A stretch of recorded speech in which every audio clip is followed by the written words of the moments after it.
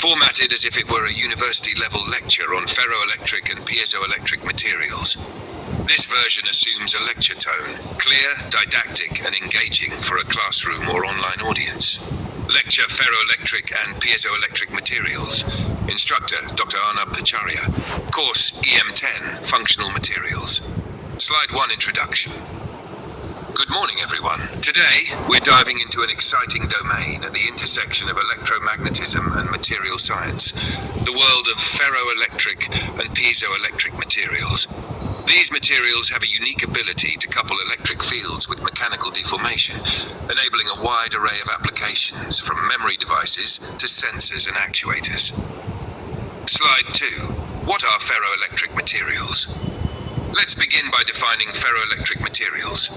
These are materials that exhibit spontaneous electric polarization, which can be reversed when an external electric field is applied. Think of this like magnetic hysteresis, but instead of magnetic dipoles, we're dealing with electric dipoles. A fundamental characteristic of ferroelectrics is their non-centrosymmetric crystal structure. That means their atomic arrangement lacks a center of symmetry, a requirement for sustaining a permanent electric dipole. A classic example is barium titanate, BaTiO3 SAS, which adopts a perovskite structure. Slide 3. Polarization electric field hysteresis. Now, a defining feature of ferroelectrics is their PE hysteresis loop, which plots polarization P against electric field E. From this, we extract several critical parameters. Coercive field EC, the electric field required to reduce polarization to zero. Remnant polarization PR, the residual polarization after the field is removed. Saturation polarization PS, the maximum polarization under strong electric fields. The relationship here can be approximated as P equals var epsilon 0, chi E plus PS in the nonlinear regime, reflecting both induced and spontaneous polarization. Slide 4, crystal structure of ferroelectrics. Let's visualize the internal structure.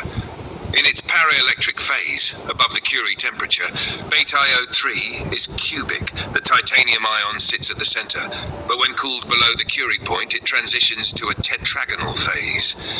Here, the Ti-Corbis ion shifts off-center, creating a net electric dipole. This spontaneous shift is the origin of its ferroelectricity.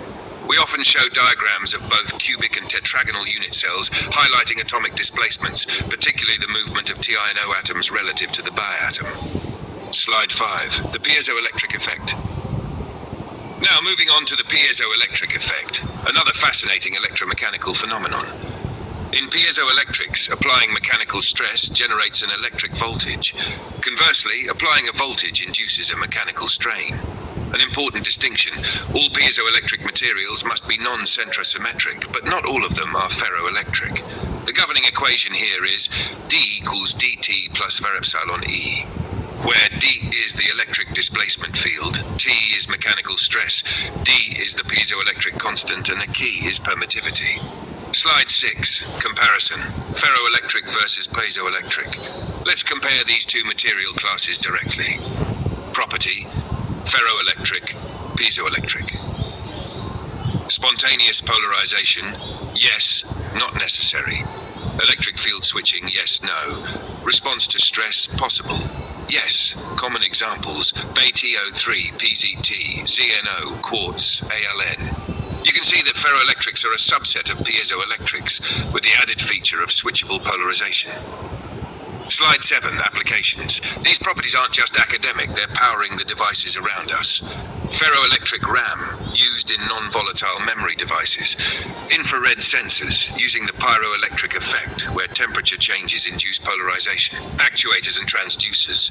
Piezoelectrics convert electrical signals into movement, essential in ultrasound imaging and precision positioning systems. Schematic suggestions. This slide could include diagrams of piezoelectric actuators or ultrasonic sensors to enhance understanding. Slide 8. Recent advances and research. Finally, let's look at the cutting edge. Lead-free piezoelectrics like KNN, potassium sodium niobate, SAR and BiFeO3s are under development to reduce environmental impact. Flexible ferroelectrics are opening doors to wearable technology and energy harvesters. 2D ferroelectrics such as QNP2S3 and FAR-N2S3 are being explored for next-gen nanoelectronics. Domain engineering. By controlling domain structures at the nanoscale, we can dramatically enhance piezoelectric and ferroelectric performance. Ferroelectric and piezoelectric materials illustrate the beautiful coupling between electric fields and mechanical motion. They form a bridge between materials science, physics, and engineering, and as you've seen today, they are central to both fundamental science and cutting-edge technology. Thank you, and we'll pick up next time with magnetostrictive materials and multiferroics.